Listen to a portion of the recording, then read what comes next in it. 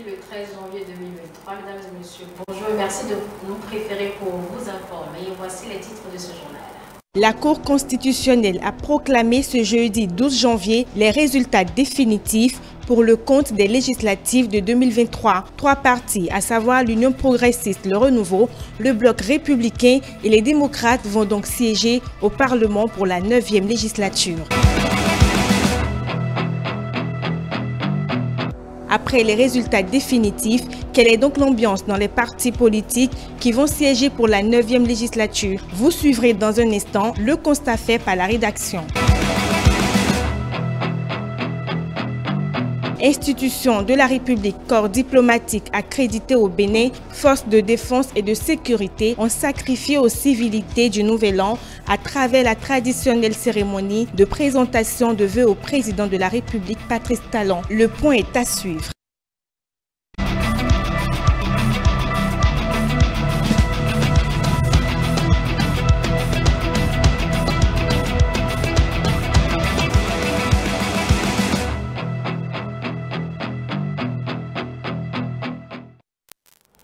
UP, le Renouveau, Bloc républicain et le Parti Les démocrates sont les trois formations politiques qui vont siéger au Parlement pour le compte de la 9e législature. C'est le verdict de la Cour constitutionnelle, institution autorisée à statuer souverainement sur la validité de l'élection des députés. À travers ces résultats, la Cour constitutionnelle confirme ce provisoire prononcé par la Sénat le mercredi dernier.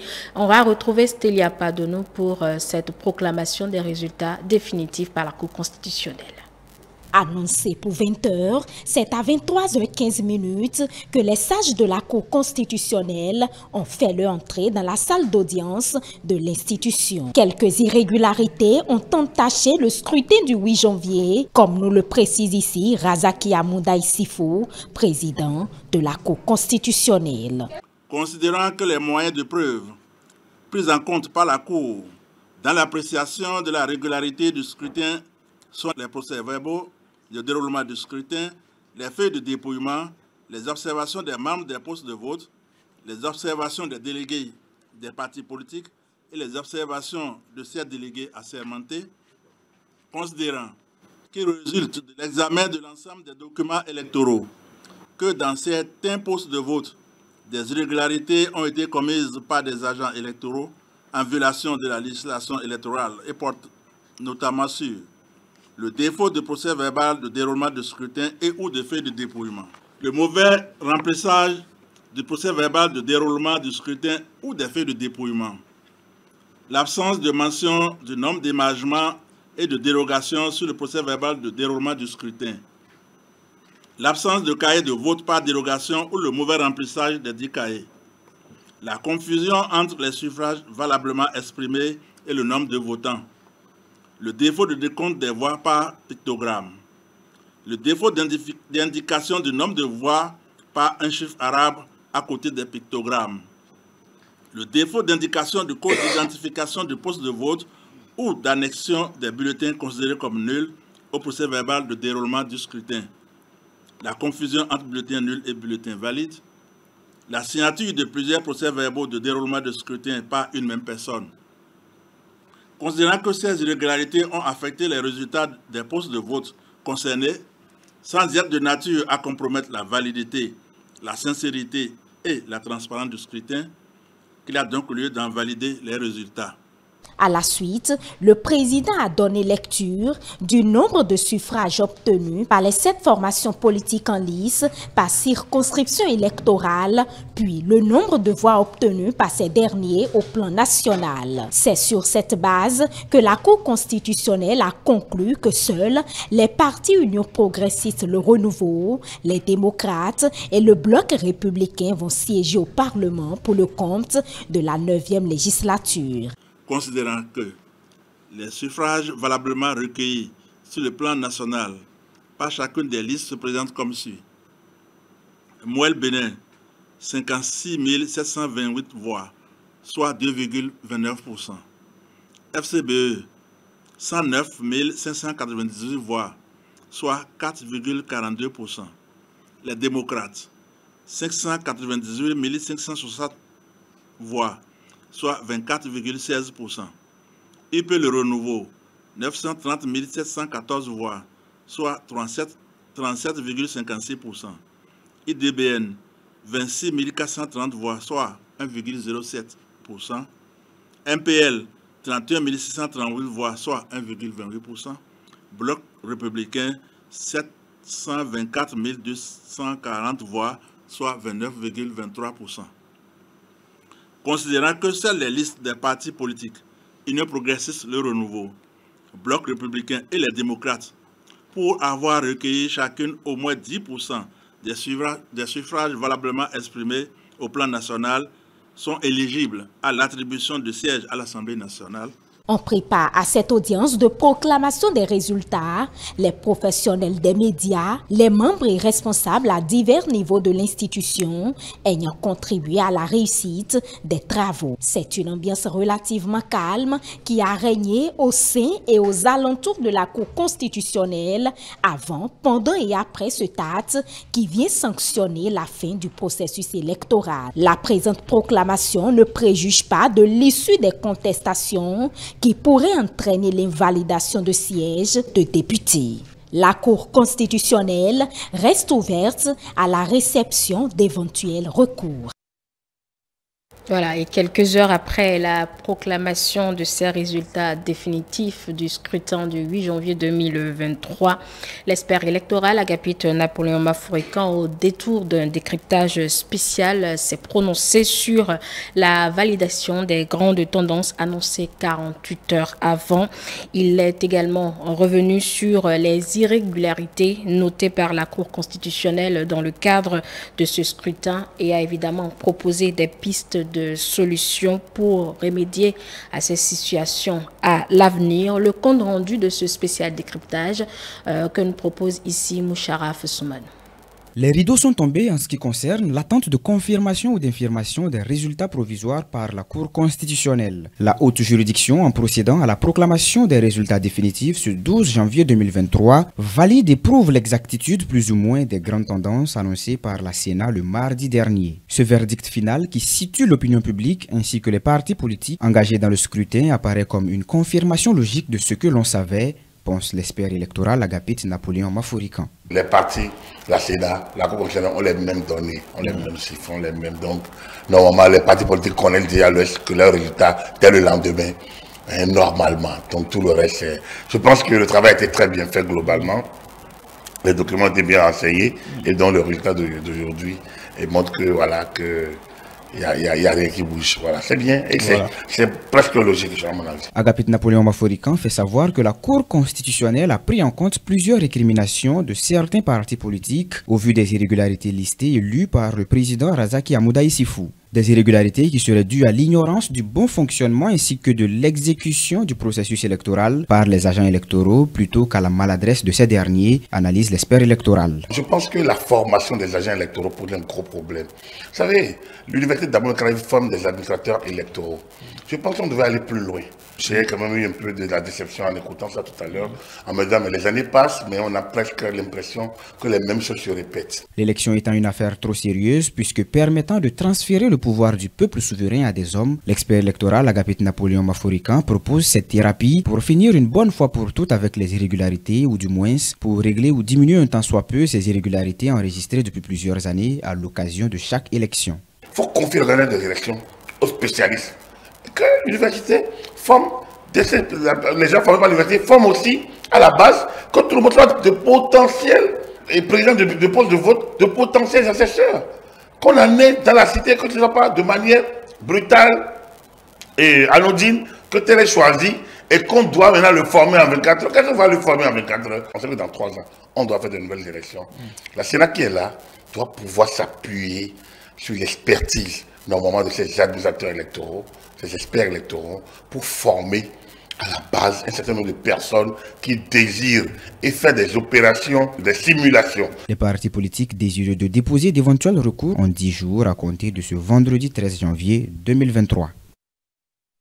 C'était là la lecture de l'expert électoral Agapit Napoléon Maforican qui va me rejoindre sur ce plateau à partir de 14h pour réagir suite bien évidemment aux déclarations des partis politiques qui sont montés au créneau après l'annonce de ces résultats définitifs. Avec lui, nous allons également aborder les grandes leçons à tirer de cette élection inclusive. Mais en attendant, ce journal se poursuit et on va d'ailleurs dans les états-majors de ces trois partis politiques gagnants, on va dire, gagnants donc de ces élections pour la 9e législature au Parlement. Quelle est l'ambiance qui a prévalu au niveau des sièges de ces partis politiques? À cet effet, la rédaction s'est rendue donc au niveau des trois partis politiques qui sont sortis avec des sièges. On va faire le point dans cet élément.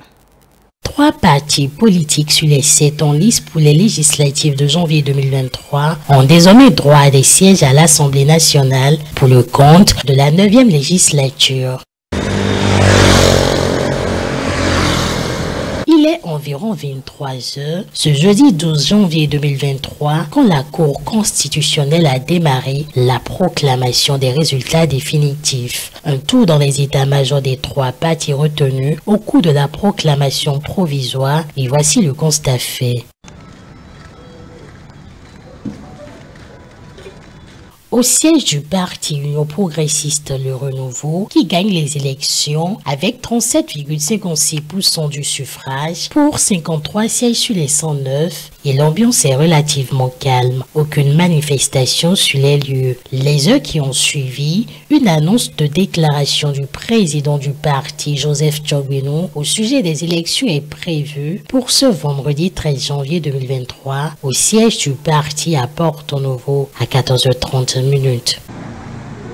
Même constat au siège du bloc républicain. Le secrétaire administratif, vu sur les lieux, n'a pas pu se prêter à nos questions. Juste après la proclamation faite par la Cour constitutionnelle, la déclaration officielle du bloc républicain au sujet du scrutin a été rendue publique. Une déclaration dans laquelle le secrétaire général national Abdoulaye Biotchane salue la maturité démocratique du Bénin, conjuguant au passé les difficultés que le pays a traversées dans le processus d'appropriation de la réforme du système partisan. Il a ensuite exprimé toute sa reconnaissance aux candidats, aux militants, aux bénévoles et à toutes les personnes qui se sont activées, impliqués et engagés dans le travail collectif. Pour finir, Abdoulaye Biotchane a adressé ses félicitations aux 2 autres partis retenus pour siéger à l'Assemblée nationale. Pour lui, je cite, « À présent,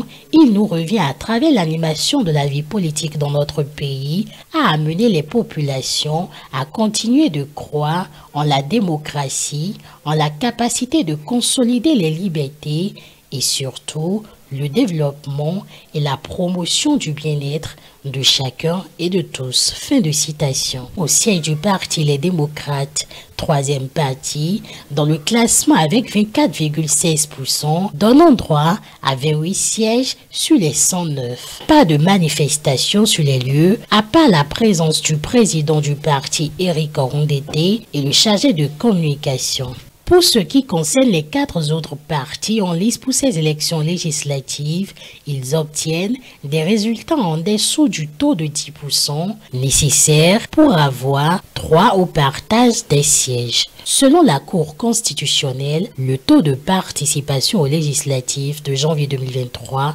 est de 37,79%. Et parmi les 109 députés qui seront installés figurent 28 femmes, 24 pour les sièges exclusivement réservés aux femmes et 4 pour les sièges normaux. Identité de ces femmes dans cet élément de Emmanuel Amoussou présenté par Ruth Rondion. Elles sont au total 28 femmes à siéger désormais au Parlement en tant que représentantes de la gente féminine pour la 9e législature. Ces femmes vont s'ajouter aux 81 hommes pour participer à l'animation de la vie parlementaire. Ces catégories de femmes qui ont pu tirer leur épingle du jeu à l'issue du scrutin du 8 janvier 2023 proviennent selon les résultats définitifs de la Cour constitutionnelle des 3 formations politiques qui ont pu atteindre le seuil des 10%. Venue en tête dans le classement, l'Union progressiste Le Renouveau s'en sort avec le plus grand nombre de femmes, soit 14. Il s'agit donc entre autres pour le compte du parti de Sabi Mohamed Jamilatou, Chabi Goro Baké, Merou Afiavi Solange, Fonton Edmond Tagnon-Nanon, Tony Gemba Nire Fatouma, Sewade Gisèle, Guigui Pochon Ahuifa Adeline Natacha, Dadeignon Alice Melevi, Tossou Adjoa Gladys Eudorsi, Aoumenou Cécile Segbeignon, Bedeji Maouton Denise, Akitobi Olga Adegoni Oluremi, Kwana Eugénine Akwavi, Aïkwele Agoyi Rogassienne.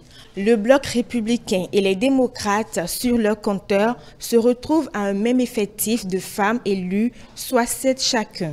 Pour le compte du bloc républicain, on retient Tchanati Jeanne, Karim Tidjani, Mounifa, Saliou Ali Janatou, Aïe Dedevi Eugénie Chantal, Daïho Rosine, Chanou Sofiatou Moji Sola, Adjaï Titilayon. Du côté du parti Les démocrates, nous avons Kora Zenabou, Alo Soumaï Hélène, Oru Tama Viviane, Aïe Élise, Tossa Augusti Edwige, Houmenou Denise Maougnon, Adjovi Chantal.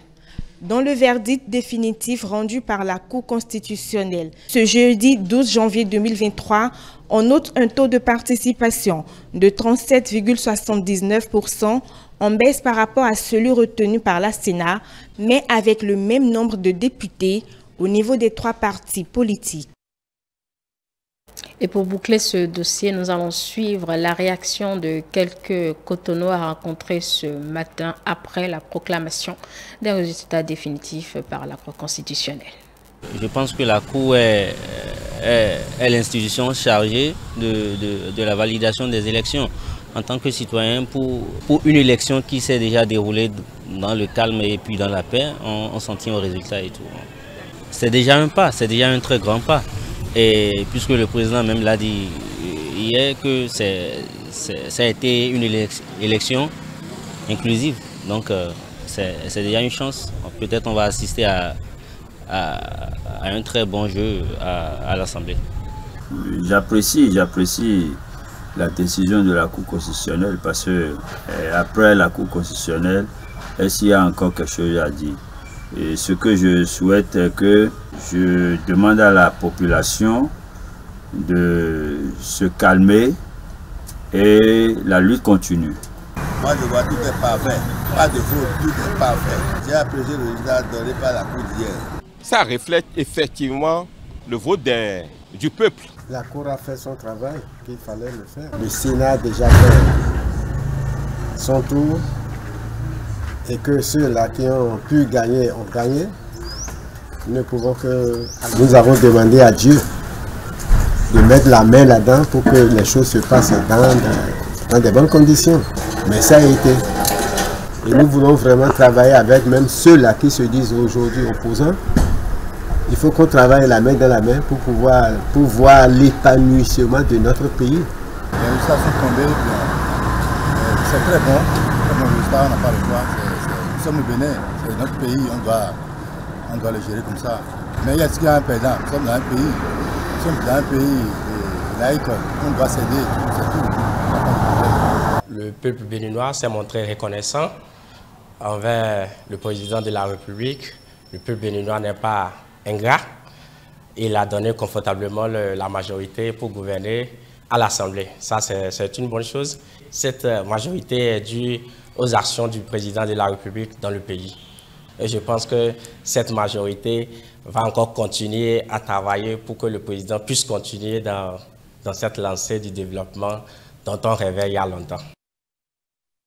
C'était là les impressions de quelques citoyens après la proclamation des résultats des élections législatives du 8 janvier 2023. Autre information dans ce 13h, traditionnelle cérémonie solennelle de présentation de vœux à la présidence de la République. Comme à l'accoutumée en début de chaque année, les corps constitués de la nation, j'y arrive, institutions de la République, corps diplomatique accrédité au Bénin, forces de défense et de sécurité ont échangé ce jeudi 12 janvier 2023 leurs vœux du nouvel an avec le président de la République. Suivant le résumé de la cérémonie dans ce compte rendu. Louis Vlavonou, pour la dernière fois, en sa qualité de président de l'Assemblée nationale, au nom de l'ensemble des présidents des institutions de la République, a adressé les vœux au président de la République, son Excellence Patrice Talon. Il n'a pas manqué de rappeler les péripéties des dernières années, ni d'apprécier les réformes majeures engagées ou envisagées par le gouvernement. Les institutions de la République, dans la limite de leurs prérogatives constitutionnelles, joueront leur partition dans la réalisation des grandes ambitions affichées pour le développement du pays, a promis le président de l'Assemblée nationale à travers la démarche et la méthode du chef de l'État qui sont porteuses d'espérance. Votre sens élevé de responsabilité et vos exceptionnelles capacités de gestion des ressources, tant humaines, matérielles que financières, couplées à votre écoute constante des braves populations du Bénin, ont permis d'accomplir des prouesses dont les autres institutions de la République voudraient, à défaut d'aspirer à en partager avec vous le mérite, au moins se féliciter et d'en tirer parti. Ainsi, la 8e législature de l'Assemblée nationale égrène ces derniers jours avec le sentiment du devoir patriotique accompli. La Cour constitutionnelle a connu de profondes réformes sous la mandature actuelle, aussi bien en matière des textes fondateurs que du paradigme de travail. Cette mandature de la haute juridiction arrive à son terme au cours de l'année 2023.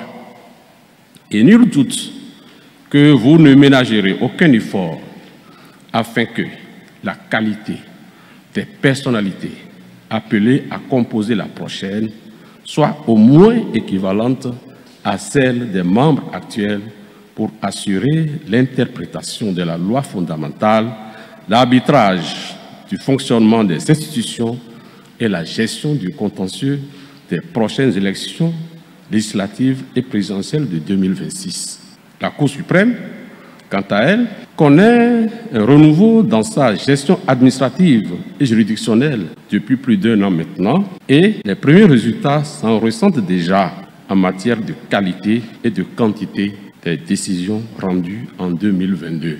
La Cour des comptes a connu l'adoption de l'ensemble des textes législatifs qui lui sont applicables, a également vu ses effectifs continuer à s'étoffer, notamment avec la nomination des présidents de chambre, de conseillers et d'avocats généraux. Et son rythme de travail ira croissant pour atteindre sa vitesse de croisière d'ici les élections générales de 2026. La Haute Cour de justice continue d'espérer que l'heure de sa dynamisation approche. Conseil économique et social, conformément à son engagement pris il y a 1 an dans cette même salle, et en vue de contribuer à l'expertise nationale, la Haute Autorité de l'audiovisuel et de la communication est également très reconnaissante. Patrice Talon, dans sa réponse aux institutions, a réitéré son appel à la performance de tous pour la réussite des réformes prônées par son gouvernement pour qu'elles soient à la hauteur de l'attente du peuple béninois.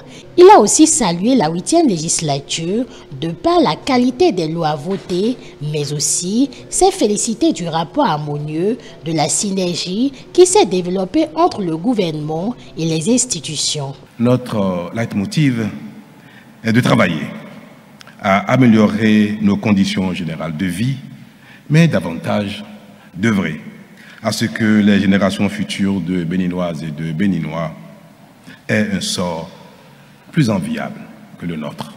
C'est bien le sens de notre action à la tête de l'État et de façon générale Les résultats appréciables que nous obtenons sont le fruit de la synergie d'action qui caractérise désormais l'ensemble de nos institutions. Il me plaît de rendre ici un hommage appuyé à la 8e législature de l'Assemblée nationale dont le mandat est arrivé à son terme.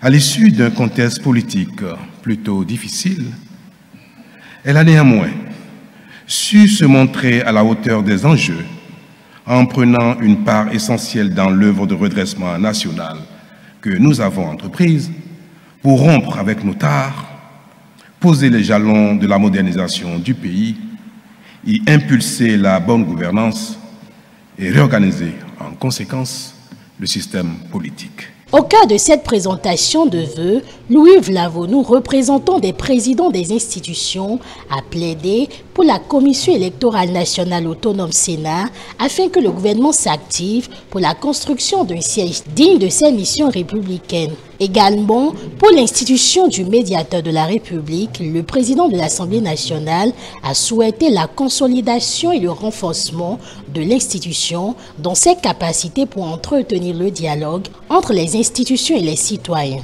Pour honorer cette tradition de cérémonie de présentation de vœux, le corps diplomatique accrédité au Bénin par la voix du doyen s'est sacrifié aux civilités du nouvel an.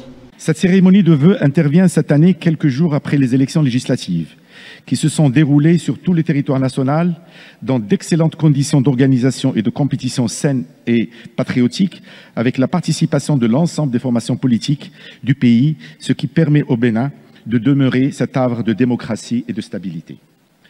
Au nom du corps diplomatique, je vous présente nos vives félicitations d'avoir réussi ce rendez-vous démocratique essentiel dans la vie d'une nation et qui a été marqué, selon les résultats provisoires, par l'arrivée à l'Assemblée nationale, pour la première fois, d'au moins 28 femmes, soit plus de 25% de cette Assemblée. Et ceci grâce à votre volonté de mettre en avant la femme béninoise et le rôle important qu'elle joue dans la société.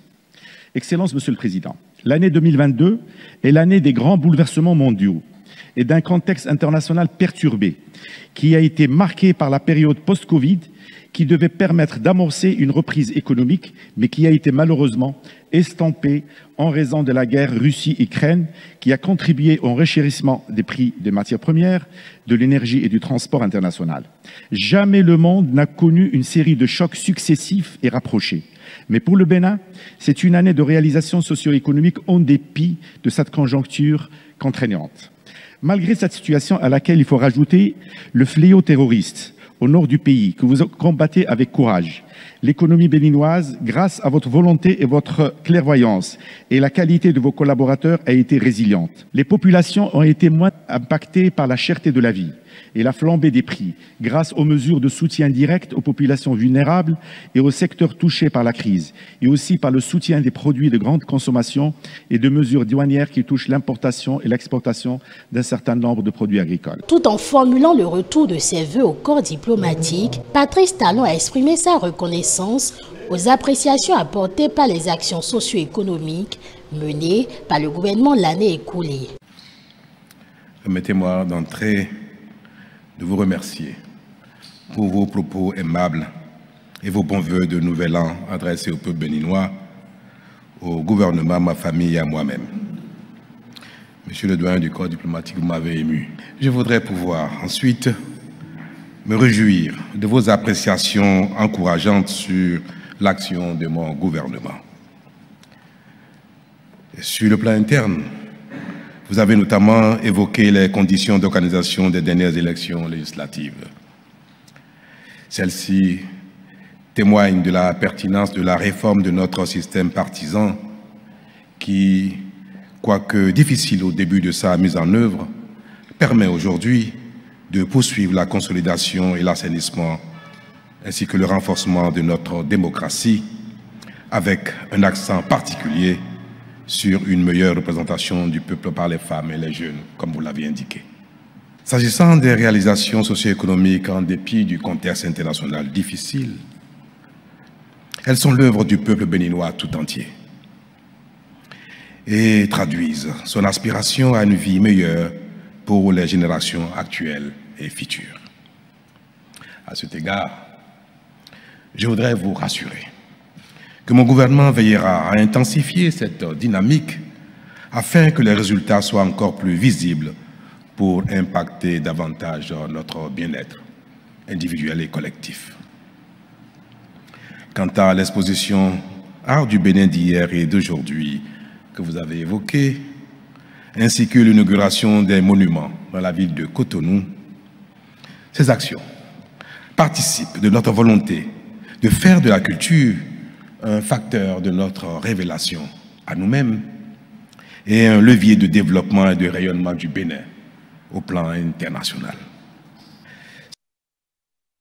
Vous pouvez suivre l'intégralité de cette cérémonie à travers nos différents programmes de ce week-end. Et ce journal va se refermer sur ce compte rendu, mesdames et messieurs. Merci de nous avoir suivis. Juste derrière, vous allez suivre en nouvelle diffusion la proclamation des résultats des élections législatives par la Cour constitutionnelle. C'est après cela que je vais m'installer avec l'expert électoral Agapit Napoléon Maforicain pour donc décrypter un peu les dernières réactions suite à ces résultats et aborder les leçons à tirer de ce scrutin inclusif. Bonne écoute donc à vous toutes et à vous tous.